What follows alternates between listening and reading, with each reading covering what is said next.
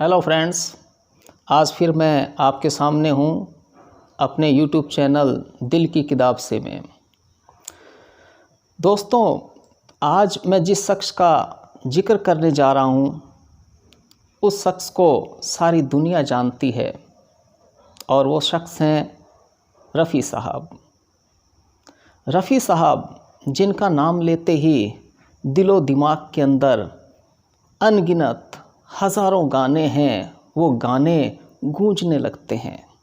रफ़ी साहब की खनखनाती आवाज़ है, वो खनखनाती आवाज़ दिलो दिमाग के अंदर गूंजने लगती है और आँखों के आगे आ जाता है एक मासूम सा मुस्कुराता हुआ चेहरा रफ़ी साहब का।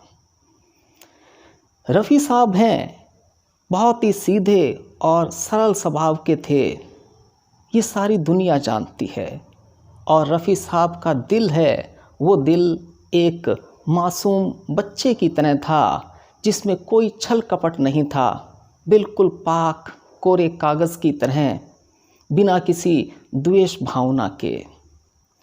रफ़ी साहब के गानों की एक खासियत थी जो दूसरे सिंगर से मैं सोचता हूँ अलग थी। सभी सिंगर अच्छा गाते थे, लेकिन जो मेरा नज़रिया है, मैं अपने नज़रिए से बता रहा हूँ। मुझे ऐसा लगता है कि रफ़ी साहब हैं, उन रफ़ी साहब के गाने दिल से निकलते थे और सीधे सुनने वाले के दिल में उतर जाते थे। यही कारण था कि पूरी दुनिया के अंदर सभी लोग उन्हें चाहते थे, दिल से चाहते थे, और उन्होंने लोगों के दिलो दिमाग के अंदर अपनी एक जगह बना ली थी। और वो ऐसी गहरी जगह बनाई, ऐसी स्थायी जगह बनाई कि आज तक उनकी जगह कोई नहीं ले पाया। आज दोस्तों, जिस बात का मैं जिक्र करना चाहता हूँ आपसे, वो बात है 1969-70 के समय की। ये वो दौर था जब रफ़ी साहब अपनी बुलंदियों के ऊपर थे और रफ़ी साहब की आवाज़ का जादू है, वो जादू पूरी दुनिया के अंदर लोगों के दिलो दिमाग पर सिर चढ़कर बोल रहा था। रफ़ी साहब की आवाज़ झोंपड़ियों में भी गूंजती थी, महलों के अंदर भी गूंजती थी। रफ़ी साहब ने हर तरह के गाने गाए, चाहे वो किसी भी तरह के थे, हर तरह के गानों को रफ़ी साहब ने अपनी आवाज़ दी और अपनी आवाज़ देकर उन गानों को उन्होंने अमर कर दिया। जो ये दौर था, इस दौर में रफ़ी साहब अपनी बुलंदियों पर थे और इसी दौर के अंदर रफ़ी साहब हज करने के लिए गए। पंज नमाजी थे रफ़ी साहब, अल्लाह के ऊपर बहुत विश्वास था उन्हें। और जब वो हज करने गए तो उस समय उनसे कुछ मौलवी मिले, मौलवियों से उनकी मुलाकात हुई और उन मौलवियों ने रफ़ी साहब से कहा कि रफ़ी साहब, आप गाते हैं और गाना इस्लाम के अंदर हराम है, आप जो कुछ कर रहे हैं वो सही नहीं है। और ये सुनते ही रफ़ी साहब का जो कोमल मन था, उस मन को चोट लगी और रफ़ी साहब को लगा कि वो एक गुनाह कर रहे हैं और उन्हें यह नहीं करना चाहिए। और तभी रफ़ी साहब ने फैसला लिया कि वो अब गाना नहीं गाएंगे। जैसे ही ये बात उनके परिवार वालों तक पहुंची, उनके चाहने वालों तक पहुंची, उनके कदरदानों तक पहुंची, उनके सुनने वालों तक पहुंची, तो उन्हें भी गहरी चोट लगी और उन्होंने भी सोचा कि ऐसे कैसे हो सकता है। अगर वो रफ़ी साहब की आवाज़ नहीं सुनेंगे तो वो कैसे रहेंगे। लेकिन रफ़ी साहब थे कि मानने को तैयार नहीं थे। ऐसा भी कहा जाता है कि जब रफ़ी साहब वहाँ हज करने गए, उस समय रफ़ी साहब ने वहाँ अजान दी थी, लेकिन इस बात के कोई पुख्ता सबूत नहीं है कि रफ़ी साहब ने वहाँ अजान दी थी। कईयों का कहना है कि जो अजान के बारे में ये कहा जाता है कि ये रफ़ी साहब ने वहाँ दी थी, वो अजान वास्तव में एक फ़िल्म के अंदर एक हिस्सा है। रफ़ी साहब ने वास्तव में मक्का मदीना में कोई अजान नहीं दी, ऐसा माना जाता है।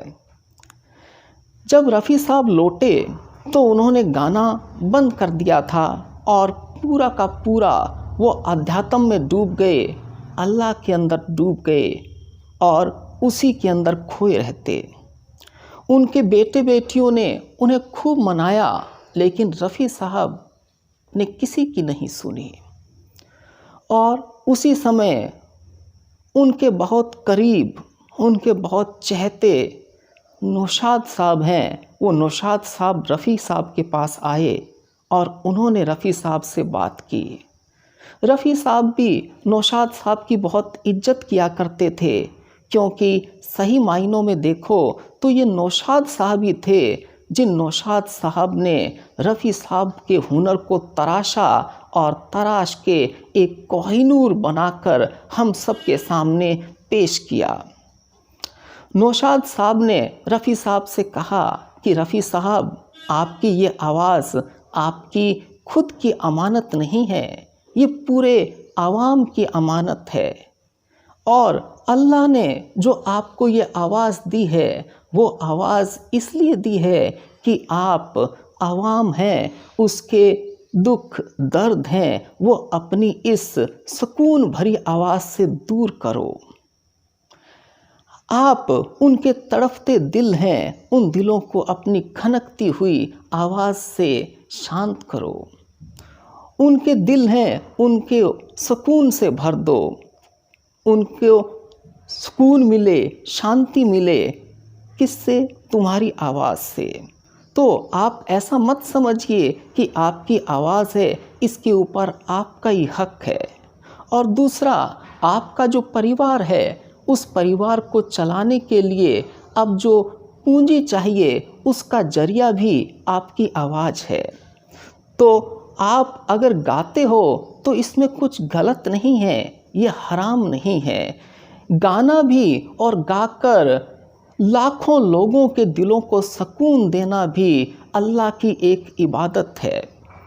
इस तरह से जब नौशाद साहब ने रफ़ी साहब को समझाया तो रफ़ी साहब के समझ में ये बात आ गई, और एक बार फिर इस सुरों के शहंशाह ने अपने सुरों को फिर अपनाया और फिर संगीत के क्षेत्र में उतरा और फिर उसी बुलंदियों पर वापस पहुँचे जिस बुलंदी से इन्होंने अपने संगीत के सुरों का साथ छोड़ा था। फिर रफ़ी साहब उसी तरह से छा गए जिस तरह से रफ़ी साहब पहले छाए हुए थे। आवाम है, आवाम को भी रफ़ी साहब की आवाज़ सुनकर सुकून मिला, खुशी मिली। ना जाने कितने दिल हैं जिन दिलों को रफ़ी साहब की आवाज़ है, उस आवाज़ ने सुकून दिया। नौशाद साहब ने रफ़ी साहब के इंतकाल के बाद कहा था, बकौल नौशाद साहब अगर मैं कहूँ, कहता है कोई दिल गया दिलबर चला गया, साहिल पुकारता है समंदर चला गया, मगर बात जो सच है वो कहता नहीं कोई कि दुनिया से मौसीकी का पैगंबर चला गया। ये नौशाद साहब के शब्द थे जो नौशाद साहब ने रफ़ी साहब के लिए कहे थे। सच कहा नौशाद साहब ने। रफ़ी साहब हैं, वो रफ़ी साहब खुद अपने आप में एक संगीत की संस्था थे। तो आज जो मैंने आपको किस्सा बताया, ये किस्सा था रफ़ी साहब के हज का, और उस समय का जब इस सुरों के शहंशाह ने सुरों का साथ छोड़ दिया था कुछ समय के लिए, और उसके बाद फिर वही सुर, वही तान और वही अपनी खनखनाती आवाज़ फिर रफ़ी साहब ने बिखेरी, और फिर हर घर, गली, कूचा, झोंपड़ी उनकी आवाज़ से गूंजने लगा। दोस्तों, कैसा लगा ये वीडियो आपको? अगर आपकी भी कोई इसके बारे में एडवाइस है, अगर कोई ऐसी कहानी है, तो आप मुझे ज़रूर बताइए और कमेंट बॉक्स में भी ज़रूर लिखिए कि आपको ये वीडियो कैसा लगा। Thanks a lot.